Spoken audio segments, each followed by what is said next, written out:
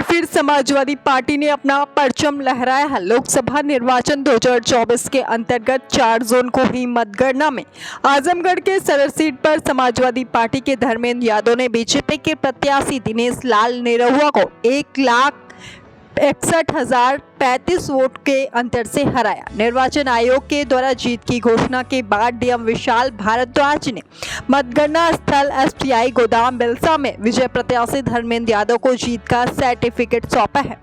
बता दें कि लोकसभा सदर के लिए सपा प्रत्याशी धर्मेंद्र यादव को 5,08,239 वोट मिला, जबकि दिनेश लाल निरहुआ को 3,47,204 वोट मिला। जबकि तीसरे नंबर पर है बसपा प्रत्याशी महमूद अहमद को 1,79,839 वोट मिला है।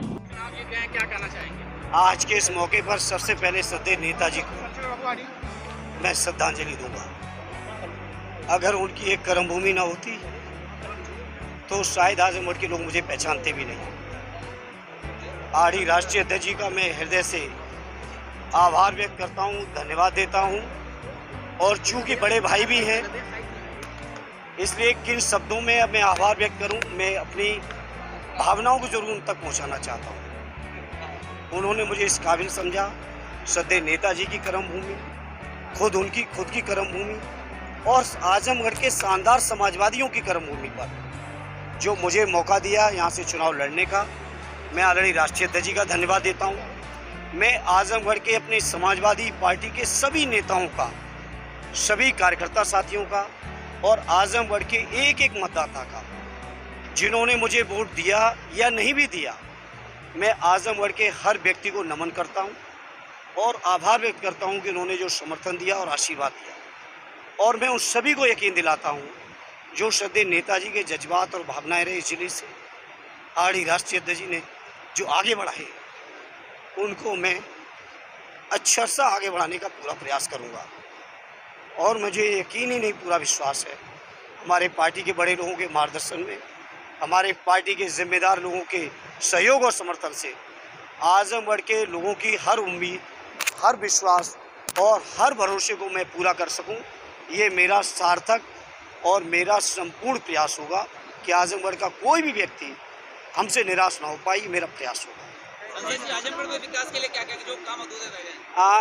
चुनाव के दौरान भी ये बातें आई थी और मैंने कहा था श्रद्धेय नेताजी और माननीय अखिलेश यादव जी ने जो आजमगढ़ के विकास की रूपरेखा रखी है, मेरा प्रयास होगा उस रूपरेखा को मैं पूरा कर सकूं और समय के साथ आजमगढ़ की समस्याओं को और गहराई से समझ के उन समस्याओं को समाधान में मैं क्या कर सकता हूं, मैं इतना ही कहूंगा। आज के मौके पर मेरा अपनी ओर से 100% प्रयास होगा कि आजमगढ़ के लोग जो मुझसे उम्मीद लगाए हैं, जो यहाँ की जायज़ समस्याएँ हैं, उनका मैं हर तरह से निराकरण कर सकूँ। देखिए, इस समय जो मैं चुनाव जीता हूँ, मैं इस समय अपने पार्टी के नेताओं के बयानों को सुनना है, राष्ट्रीय अध्यक्ष जी के मार्गदर्शन को लेना है, उसके बाद इस पर चर्चा करेंगे। और लेकिन इस मौके में इतना ज़रूर कहूँगा, आज जो प्रचंड जीत हुई है उत्तर प्रदेश में समाजवादी पार्टी और इंडिया गठबंधन की, ये हमारे राष्ट्रीय अध्यक्ष जी की दूरदृष्टि, उनका पीडीए का फार्मूला और उनका जो जनता के प्रति जो उन्होंने मुद्दे रखे, चाहे वो देश के संविधान को बचाने के हों, लोकतंत्र को बचाने के हों, जाति जनगणना के हों, सरकारी कर्मचारियों की पुरानी पेंशन हो, नौजवानों की बेरोजगारी के सवाल हों, माताओं बहनों की हमारी पेंशन का सवाल हो, किसान भाइयों के कर्ज माफ़ी से लेके उनकी जो समर्थन मूल्य को कानूनी स्वरूप देना हो, इन तमाम मुद्दों को, अग्निवीर की योजना को ख़त्म करना हो, इन तमाम मुद्दों को जनता ने पूरी अपना समर्थन दिया है, मोहर लगाई है। और मैं उम्मीद करता हूं हमारे राष्ट्रीय अध्यक्ष जी जनता के बीच किए हुए सभी वादों को पूरा करके देंगे। देखिए, सांसद निरहुआ को मैंने पूरे चुनाव में कभी गलत नहीं कहा, कभी ऐसा नहीं कहा जो कोई आपत्तिजनक बात हो। मैंने यही कहा कि वो एक कलाकार हैं, वो राजनीति की तमाम गंभीरताएं जो हैं, जो राजनीति के प्रति तमाम जिम्मेदारियां हैं, उनसे वो वाकिफ नहीं हैं और इसीलिए कई मौक़ों पे उनके गैर जिम्मेदारी बयान भी आए।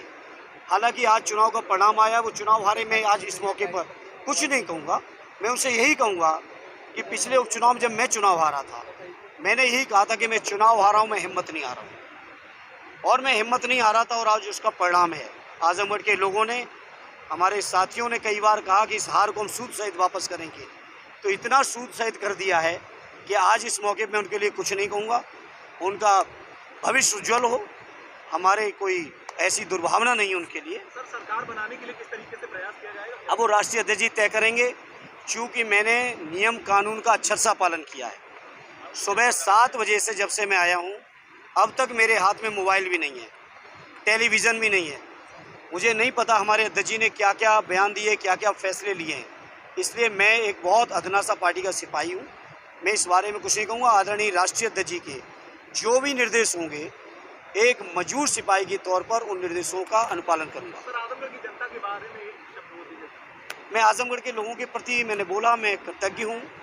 मेरे पास शब्द नहीं है कि मैं किन शब्दों में आभार व्यक्त करूँ, क्योंकि नेताजी ने रिश्ते बनाए, पीढ़ियों के रिश्ते, जज्बाती रिश्ते हैं। लोगों ने बहुत मखौल भी उड़ाया कि आते नहीं हैं, जाते नहीं हैं, आए नहीं, गए नहीं, कई इटावा के रहने वाले हैं कि यहाँ के हैं कि वहाँ के। लोगों को नहीं पता है कि आजमगढ़ के लोगों के और हमारे परिवार के कितने गहरे रिश्ते हैं, कितने गहरे हैं, इसका एहसास लोगों को आज हो गया होगा। और मैं कहूँगा, जो नेताजी ने रिश्ते बनाए, माननीय अखिलेश जी ने जो आगे बढ़ाए, मैं प्रयास करूँगा। हालांकि मैं बहुत छोटा हूँ उम्र में, मैं कद में छोटा हूँ, उम्र में छोटा हूँ, लेकिन मैं कोशिश करूँगा उस गंभीरता को, उस भावनाओं का मैं अक्षरशः पालन कर सकूँ। ये मेरा प्रयास होगा।